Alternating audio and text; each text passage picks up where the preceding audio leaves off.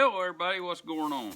Today I want to talk to you about endophyte-free fescue, or fescue in general. As a hay producer with hay customers, a lot of times I get the question, does your hay have any fescue in it? While that is kind of a good question, it is a good question, not kind of a good question, but it's not the whole question. That's not the question that a hay consumer needs to ask to protect their animals from the perceived problems associated with fescue. And by perceived problems, I'm not saying there's not problems with fescue, but fescue is not the problem. It's something else. I want to talk to you about that. I want to tell you, as a hay producer, how you can avoid some of the problems of that, or mitigate some of the problems, eliminate the problems. I want to talk to you all about that. It's kind of what's on my mind today. So stick around here with me. It won't make a short video, or we'll make a short video out of it. Not too long, just me gabbing. I'm not reading off anything, so I'll try not to get too long-winded, just working off the top of my head here. And there ain't much up there, so it won't take long. So the question comes to me, is there any fescue in your hay? My answer is always yes. I have fescue in almost every hay field I have. And I plant fescue. And I have a lot of horse customers, a lot of high-powered horse customers. Not that they're politically, but rodeo people, people that rely on their horses, not just pasture ornaments. Fescue is not bad for your horse. It's not bad for your cow. It's not bad for your sheep. It's not bad for your goats. Kentucky 31 fescue, the fescue that everybody just generically calls fescue, or you'll read on the interweb that fescue is bad for your horse. Well, that's not correct.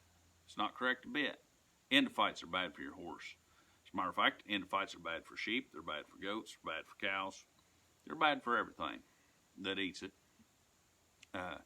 Endophyte is, for lack of a better term, a bacteria, an organism that lives between the plant's cells, lives in between the cells of the plant in fescue.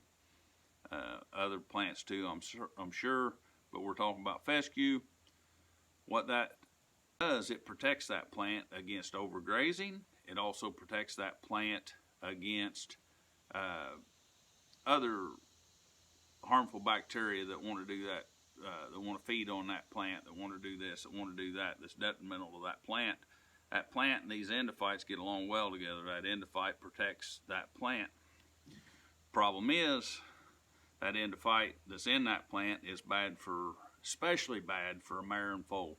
So what you read on the internet was partly true, that fescue is bad for your horse. Well, it's not the fescue, it's the endophyte.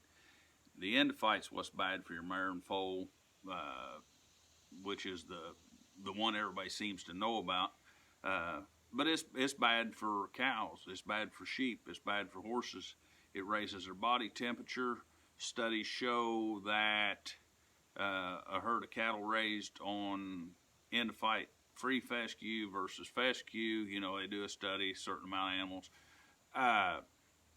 It raised the body temperature of that herd of cows that was on the endophyte fescue a half a degree over what was on non-endophyte fescue. So it's bad for everybody. Cows that's on fescue, endophyte fescue, are running a low-grade temperature all the time. So when she's just hotter than heck out here, they're like you and you're not feeling good. You don't quite call in sick to work, but man, you got a low-grade temp, you know, 99.1 or something like that, 99.5. Well, that's what they're running like. They're feeling bad all the time. They probably get used to it, but they're still feeling bad all the time. It lowers their egg production. They're not as fertile. So there are a lot of problems associated with fescue that is actually the problem of an endophyte, not the fescue itself. So what do you do to combat that? There's a few things. There's novel endophytes, which are, I won't tout it. I think Max Q is one of them. Not familiar with them guys or anything like that. I don't plant that. But their claim to fame is, and theirs has endophytes, are not bad. Still makes that plant hardy. Okay. I plant what's generically known as a Kentucky 32 fescue. Kentucky 31 is the one with endophytes in it. Kentucky 32 has no endophytes in it.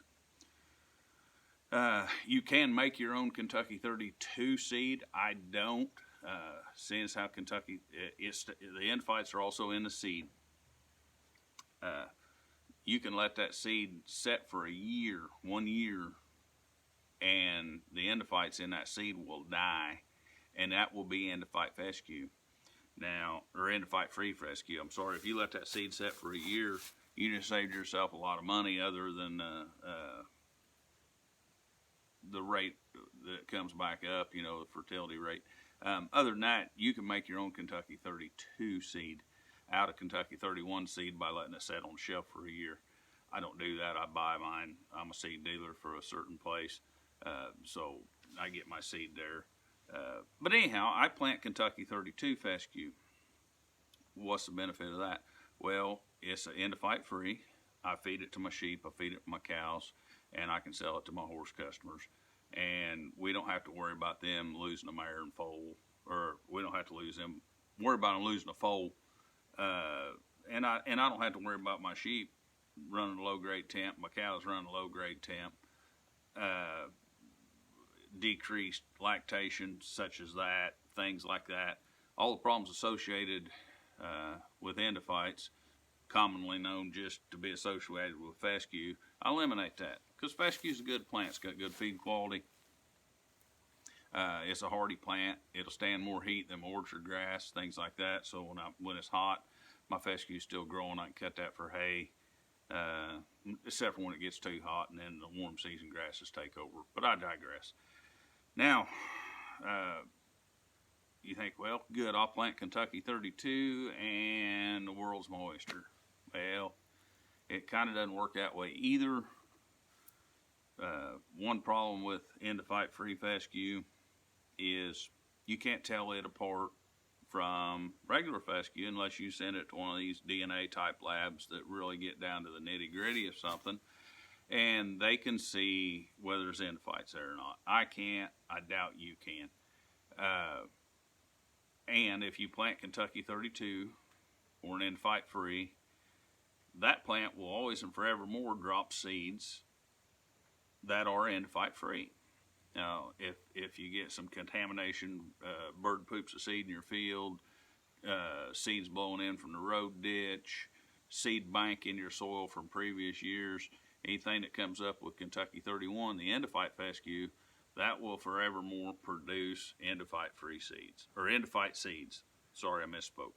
Endophyte fescue will produce endophyte seeds. Endophyte-free fescue will produce endophyte-free seeds. They will not cross-contaminate. If the Kentucky 32 is next to Kentucky 31, the 32 will always drop a 32 seed. The 31 will always drop a 31 seed. They won't cross-contaminate. What you can have is the Kentucky 31 can outcompete the Kentucky 32 due to its endophytes. It does make it a hardier plant. So it could outcompete your good fescue, and you still wind up with a field of bad fescue.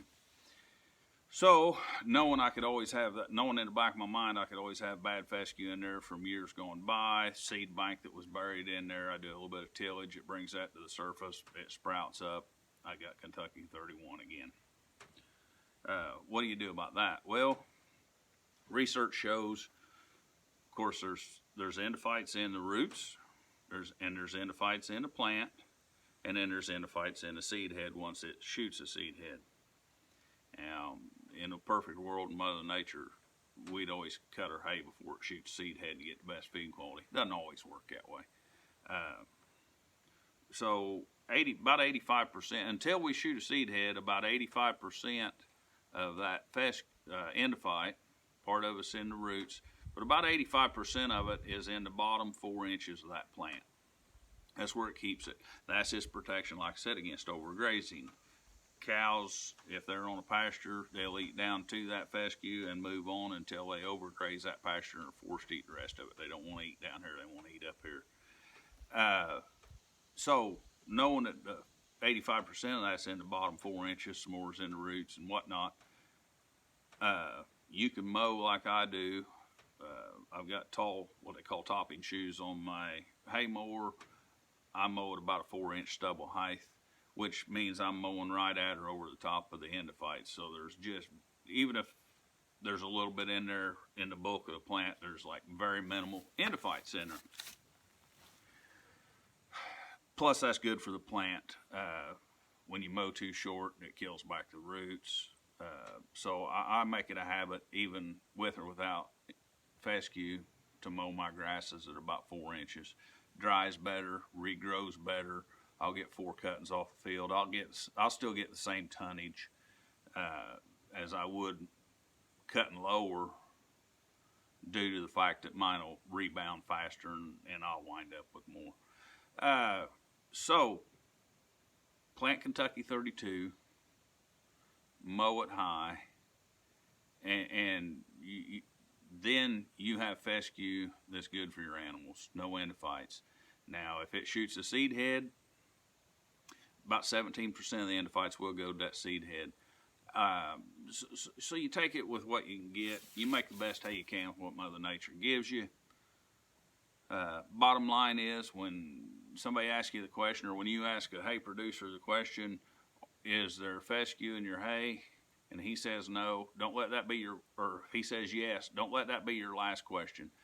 Next question you need to ask is, what kind of fescue is it? And if he stares at you like a monkey doing a math problem, he probably don't know, therefore it's probably just volunteer fescue, therefore it's endophyte fescue, and you got your answer.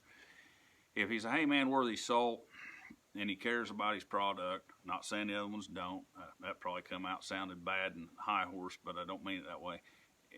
If he's like a guy like me that takes pride in his hay, he'll know. He'll say, you ask him if it's got fescue? Absolutely it's got fescue. Oh, well, I got horses. Is that bad? No, ma'am, it's not. Or no, sir, it's not. I plant endophyte-free fescue. So take that for what it's worth. I just did this off the top of my head. If I missed anything, let me know down and below. Like, subscribe, do all those good things. I'll put up some more videos up here. I may put a funny one up, another serious one. I don't know. Check out my channel, Hay Chaff Dawdust. You can see my sawmill and then my animals and my hay and then this, that, and the other. That's what was on my mind today, though. I hope you sat through it. Next!